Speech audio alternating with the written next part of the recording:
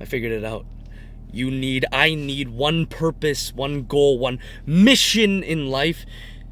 It doesn't give a fuck about how much money you make, how much clout you have, how successful you are deemed by other people.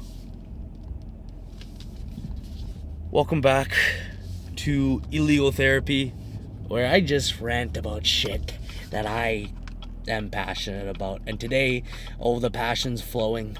It is 12 inches so fucking deep inside of me. I know I talked about a similar topic like a week ago, but having something, a big goal, something you love, something you're trying to strive for that isn't attached to modern day success is helping me so much right now mentally, man. I just hit started at 9, an almost 4-hour workout and posing session. Healthy? Maybe not. Therapeutic? Fuck yeah. Put that therapy deep inside of my anal cavity. Would have been shorter, but I'm such a yapper. I was talking to people. As you guys know, I've been going through, I don't say I've been going through because that sounds like a victim mentality thing, but I'm at a very, very low point in my career right now, success-wise. It really, yeah, man, I felt like I was on top of the world just a year ago. And now it's like, it's tough. I'm still so grateful to be able to help like the few people with their mental health. Maybe just from listening to me yap about mine. But, even though like one person reaching out, like you guys commenting on these videos or DMing my inbox telling me that the change in content's been helping with your mental health, that means like probably like 1,000 comments of just like, oh, nice video, bro. And I feel like we're really making an impact, and that's so nice, but I'm so conditioned still to look at other people and look at my past self in terms of numbers and everything and just feel so ashamed of like how down it is, like the downfall. But, coming in today's workout, and I was feeling this all of yesterday and stuff, and it was really hitting me, man. I was trying to stay positive, but I came in today's workout and just seeing like that there's a mission, right? There's this mission. There was 8 exercises. Every exercise has to be the perfect tempo. I don't say perfect, but it has to be almost strive for the perfect tempo, the perfect weight, of intention with every single rep. And there's this phenomenon that I want to talk about called the last 2 reps. I'm coining this. I love it. The last 2 reps are the most growth, the most beautiful thing you will ever fucking experience in the gym if you're training how I'm training. If you want to see how I train, I guess you can watch the other channel or my Instagram and stuff. But the bottom line is, bodybuilding style. I just hopped on with my coach full time on the program last week. It's super tough. It's 2 days on, 1 day off, 2 days on, 1 day off, and god damn, I need that 1 day off. And the basic principle is like 2 to 3 sets of every single exercise. The typical tempo is on the eccentric, on the way down is 3 seconds. So let's say you're doing a bicep curl, you go down for 3 seconds, then you squeeze it for 2 seconds, and you drive up as fast as you can while contracting the muscle. You squeeze it at the top again for 2 seconds, you drive back down 3 seconds, and you keep going. You have to pick a weight. So like let's say it's like a set of 15. You have to pick a weight that you're gonna fail at maybe like 10. And you just mentally fucking push yourself to get to that 15. And it is brutal. Because you get to so many points on these last 2 reps where you're either, you might physically not be strong enough. But you have to will some mental demonic shit in your head to tell yourself to drive it up. But the caveat is you have to keep the perfect form. And I think that translates to life so well. It's like in life, you're going to get buried.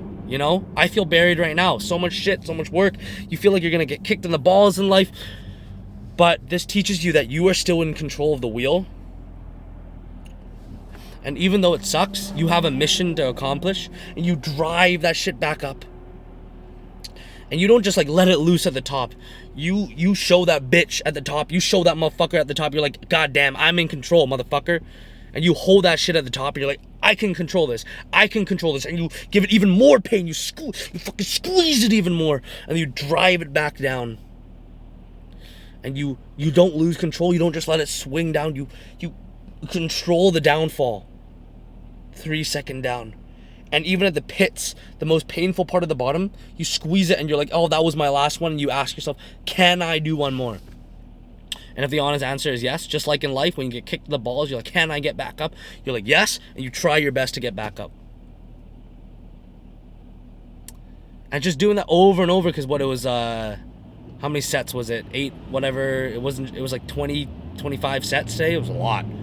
It's like you get that, fucking 25 times those last 2 reps every single day, teaching you shit about life. And it's helped me so much, because last year, or maybe 2 years ago especially, my mental health was so bad. It was like I was suppressing all these younger self insecurities and self-hatred, and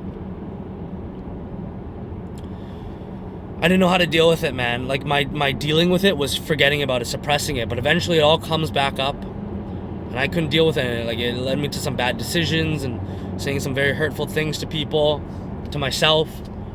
But it's so cool that, one, learning about all the therapy shit, and 2, like, having this tool of the last 2 reps in my life and being able to prove to myself every single day in the gym 20, 25 times that I can fucking get out of the pits and do one more and do one more.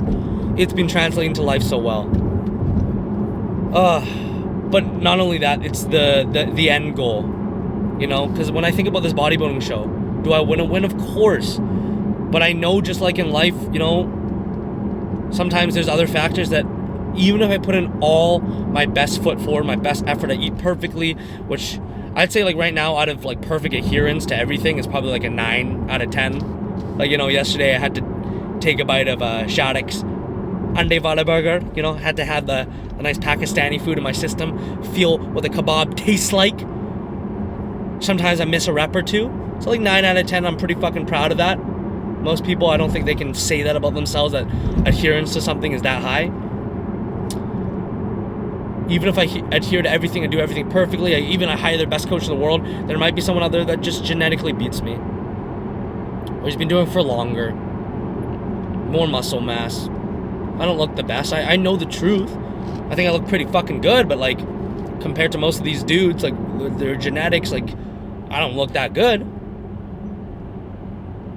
But that's why I love it so much, is because of course I want to win. Is there a chance? Yeah. I don't have the best genetics, but there's a possibility. Maybe if I, if I really dedicate.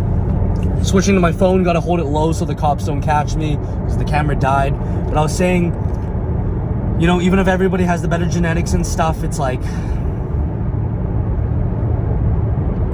I'm gonna be so proud on that last pose, knowing that I put in the fucking work, man. Oh yeah, I was actually saying, like, maybe I could work harder at the posing and beat other people through there, but, like, it's a tough shot. Most of these guys look fucking sick, and that's just so cool. I just find that so cool that the real goal for me, as much as winning would be awesome, would be just getting on that stage, knowing that I did what I could, and hitting that last pose and be like, God damn, this feeling doesn't care if it gets views on YouTube. This feeling doesn't care if it makes a ton of money. This feeling doesn't care if other people think I'm cool. I know that feeling, if I prepare properly, which is the other part of life, is like, you can't just have these feelings happen to you. You gotta put in the fucking work. But then that feeling is just like, I did it. And I'm yearning for that so much. And I think for a long time in my life, I ran away from that feeling, because I used to chase that all the time. With powerlifting, with everything, I used to chase that, right? But then I got scared out of it, because, I would chase it with so much hatred. I'd be like, I hate myself, I need to get this feeling. But now it's more like, it's so corny, but it's like, I want to learn how to fucking love myself. I want to learn how to love myself. And I want that feeling to not be like, oh, I have this, I accomplished this, meaning I'm cool now and girls should love me and, I should love myself now. No, I want it to be like, I put in the work into myself to get this greatness. And even if nobody was watching, I'd still be proud. That's what I want. Yeah.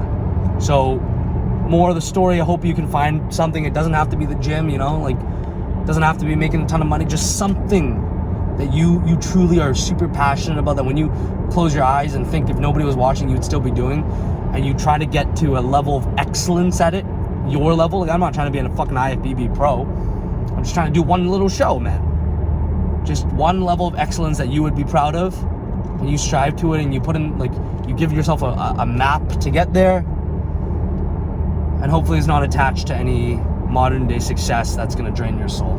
Okay, there's the rant. Love you, boys.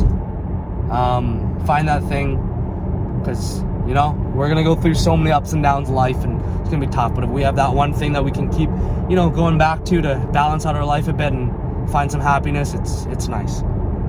Okay, peace.